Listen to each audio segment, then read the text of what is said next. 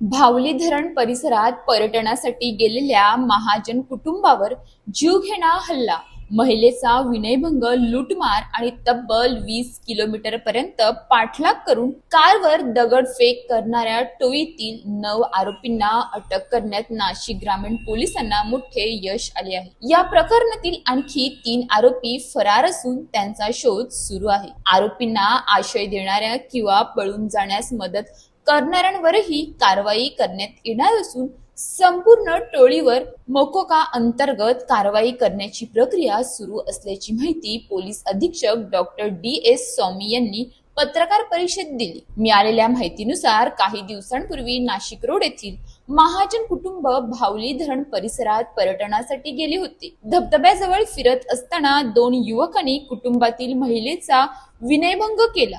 या प्रकरणाला विरोध केल्याने कुटुंब प्रमुखाला बेदम मारहाण करण्यात आली। त्यांच्या गळ्यातील सोन्याची साखळी आणि मोबाईल हिसकावून घेत आरोपींनी लूटमार केली। या हल्ल्यानंतर महाजन कुटुंब जीव वाचवण्यासाठी कारने नाशिकच्या दिशेने निघाले, मात्र आरोपींनी त्यांच्या वाहनाचा सुमारे 20 किलोमीटर पर्यंत पाठलाग केला।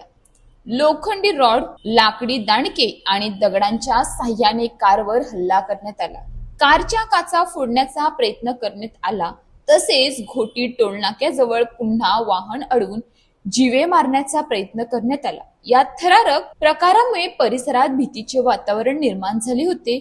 महाजन कुटुंबाने अंबड पोलीस ठाण्यात धाव घेतल्यानंतर गुन्हा दाखल करण्यात आला।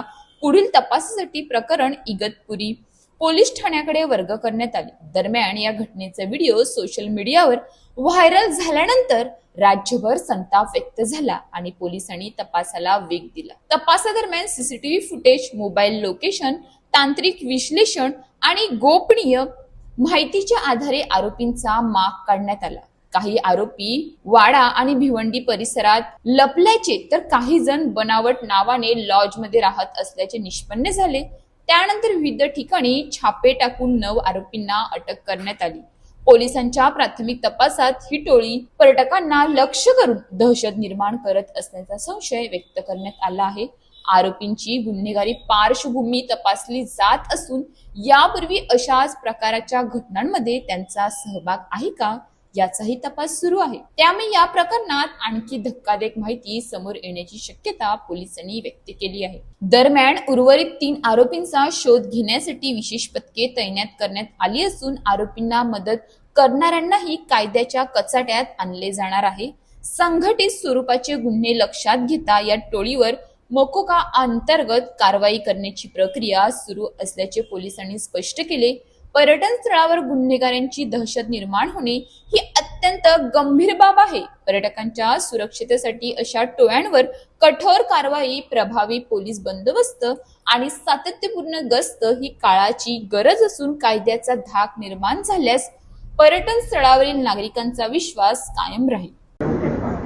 12 तारखेला इव्हिनिंगच्या दरम्यान जी बाहुली डॅम परिसरामध्ये इगतपुरी पोलीस स्टेशनच्या हद्दीमध्ये जी घटना घडलेली होती, ज्या घटनेमध्ये महिलेवरती हात उगारणे, त्याचबरोबर विनयभंगाची घटना, त्याचबरोबर त्यांनी दिलेल्या तक्रारी अनुषंगानं ज्या गोष्टी आहेत त्या अनुषंगानं योग्य जो गुन्हा आपल्याकडे दाखल करण्यात आलेला आहे त्याच्यामध्ये त्यांची मोबाईल असेल त्याच्या अनुषंगानं, त्याचबरोबर इतर त्यांची गाडीची जी काच आहे त्या गाडीच्या काच वेगवेगळ्या ठिकाणी अशा प्रकारचे स्टिक्स मारून फोडणे, त्याचबरोबर दगड मारून फोडणे, त्यांच्यावरती हमला करणे, अशा अनुषंगानं आपण जे आहे ते अटेम्प्ट टू मर्डर, त्याचबरोबर इतर डेकॉयटी, अशा प्रकारची वेगवेगळी जी गंभीर कलम आहेत अशा प्रकारची सगळी गंभीर कलम या ठिकाणी आपण लावून गुन्हा दाखल करण्यात आलेला आहे।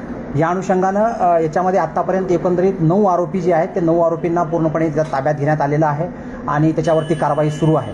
हे जे एकंदरीत आरोपी आहेत हे आरोपी त्या परिसरामधले आहेत आणि हे सगळे जे आरोपी होते हे आरोपी वेगवेगळ्या इगतपुरी भागामधले, त्याचबरोबर नांदगाव सदो नावाचं गाव आहे, बलाईदुरी आहे, गिरणारे आहे आणि माणिकखांब आणि त्या आजूबाजूच्या परिसरामधले असे सगळे हे आरोपी आहेत, एकमेकांच्या ओळखीचे आहेत आणि त्यांनी अशा प्रकारचं 9 आरोपींना आपण ताब्यात घेतलेलं आहे। आणि याच्यामध्ये इतर जे आणखी काही आरोपी त्याच्यात निष्पन्न झालेले आहेत त्याच्यामध्ये फिर्यादीने आपल्याला तक्रारी दिल्याप्रमाणे इतर जे 6-7 आरोपी होते, त्याचबरोबर त्यामध्ये इतर काही इन्व्हॉल्ड आहेत जे असोसिएट आहेत क्राईमला करणारे, त्याचबरोबर यांच्याशी गाडी देणारे, काही मदत करणारे, अशा प्रकारच्या सगळ्या आरोपींना आपण याच्यामध्ये इन्व्हॉल्व करून या गुन्ह्यामध्ये आपण त्यांना निष्पन्न केलेलं आहे. त्याचबरोबर व्हिडिओद्वारे सुद्धा आपण निष्पन्न केलेलं आहे. याच्यामधला एक जो आरोपी आहे तो आरोपी याच्यामधला भोईर नावाचा एक आरोपी आहे. त्या आरोपीला पूर्वीचा एक त्याच्यावरती मर्डरचा गुन्हा त्याच्यावरती दाखल आहे 2020-21 दरम्यानचा. तर त्याच्यामधला तो आरोपी आहे. त्या व्यतिरिक्त आणखी असा कुठल्याही आरोपीचं बाकी कोणाचंही क्रिमिनल रेकॉर्ड नाही आहे, एकाच आरोपीचा आहे. तर त्या अनुषंगानं जो आरोपी आहे ह्या सगळ्या आरोपीच्या अनुषंगानं आपण खात्री केलेली आहे आणि त्या अनुषंगानं आपण याच्यामध्ये अतिशय कडक कलम लावून महिलांच्या कुठल्याही प्रकारचं, त्याचबरोबर पर्यटनावरती असा प्रकारचा कुठलाही परिणाम होणार नाही. त्याचबरोबर एकंदरीत ह्या अनुषंगानं आपण अतिशय कडक कारवाई जी आहे ती कडक कारवाई आपण करत आहोत. अशाच ताज्या बातम्यांसाठी आमच्या न्यूज पोलीस रिपोर्टर चॅनलला लगेच सबस्क्राईब करा आणि बेल आयकॉन दाबायला विसरू नका.